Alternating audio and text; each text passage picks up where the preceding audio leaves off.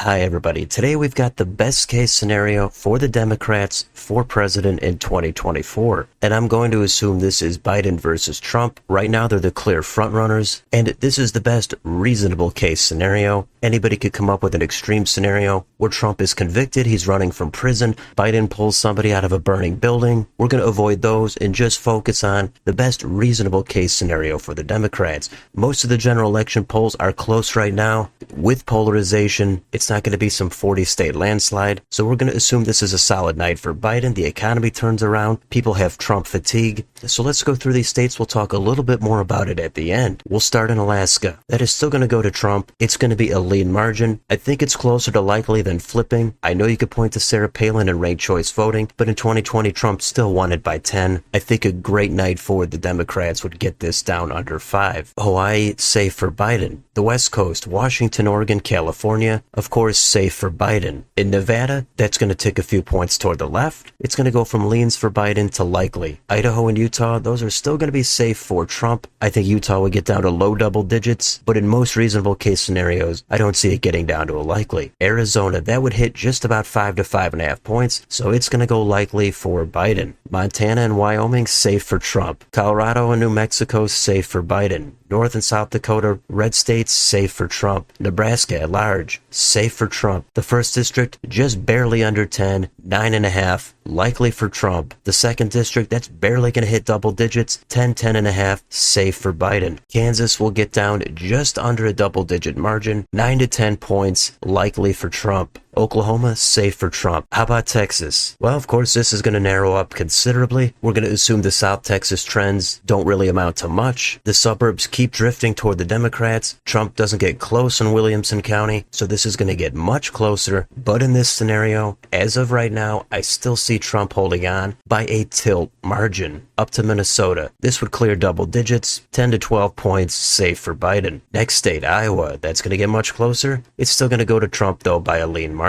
Missouri, I think, will be similar to Kansas, probably a quarter point redder. This is right at the 10-point line. You could still put it at safe, but for the best case scenario, I'll say this gets down just under 10, likely for Trump. Arkansas, Louisiana, safe for Trump. Up to Wisconsin, this I think would be right at about 5 points. It's borderline lean likely. In this scenario, we'll round it up to a likely for Biden. Illinois, safe for Biden. Michigan, that's going to be likely for Biden. Indiana, low double digits, still safe for Trump. Kentucky, Tennessee, Mississippi, Alabama, those are red states, and they're going to be safe for Trump. Down to Florida. This one is going to be controversial. I went back and forth on it. We know the Republicans had a great midterm. Trump won the state by about 3.5 in 2020. The trends do seem to be with the Republicans. It's Trump's home state. I think it would be extremely competitive in a best case scenario for the Democrats. At first I had it flipping, but after thinking about it even more, it seems more likely in the best case scenario for the Democrats. It's close, but I do have it as a tilt for Trump. Next state, Georgia. This is going to go a few more points toward the left. It's going to clear 5. Not much more than that, maybe up to 6. It's going to go likely for Biden. South Carolina is going to get down under 10, high single digits, likely for Trump. North Carolina, that's going to flip. It's going to go to Biden by a leans margin, probably a few points. Up to Ohio, that would get closer. Still leans for Trump. West Virginia, safe for Trump. Up to the corner, Maine at large, safe for Biden. The first district, safe for Biden. The second district is going to get closer. It's still going to go to Trump by a 1 or 2 point lean margin. New Hampshire, that's going to clear 10. It's going to go safe for Biden. Vermont, New York, Massachusetts, Connecticut, Rhode Island, New Jersey, Delaware, Maryland, and Washington, D.C., safe for Biden. Pennsylvania is going to go over 5, maybe 6, 6.5, likely for Biden. And the last state is Virginia. It already hit 10 last time. It's going to also go safe for Biden. So there's your final total. That comes out to 319 for Joe Biden, 219 for Donald Trump. The most debatable ones here, I think, are going to be Texas and Florida. I have them at tilts for Trump, even if he has a really bad night. But as always, things are subject to change. And some of these other margins like Arizona, Wisconsin, and Georgia, those are very borderline lean likely. So when you're right on the line of a different margin, or when you have any of these at a tilt, a half a point difference is going to change the state. So you might fall just on the other side of some of these ratings. But everybody's going to have their own interpretation of the best case scenario for the Democrats. Some people might go all the way in one direction and say the best best case scenario, that would have to be a 40-state landslide. I don't think that's on the table at all. With polarization, these red states, they're going to stay red even in a terrible night for Donald Trump. So this is pretty much as good as it gets, I think, for Joe Biden against Donald Trump, at least in most reasonable scenarios. You could always do some tweaks or come up with a more outlandish scenario, but this is pretty much everything lining up for Biden. His health is great. There's no scandals. The economy is nice. Everybody piles on Trump. His legal troubles don't go away. And Biden looks rock solid for re-election. So I will also have a best case scenario for the Republicans coming up. This is just for the Democrats. So let me know in the comments, do you mostly agree with this map? What changes would you make? Would you take Indiana down to likely? Would you keep Missouri at safe? What about Alaska? What about Texas and Florida? What about Nebraska's first and Maine's second? How good of a night do you think Joe Biden could have? Let me know your thoughts down below. On your way out, don't forget to like, share, and subscribe. Join if you'd like to support the channel. Thank you for watching, and I'll see you on the next video.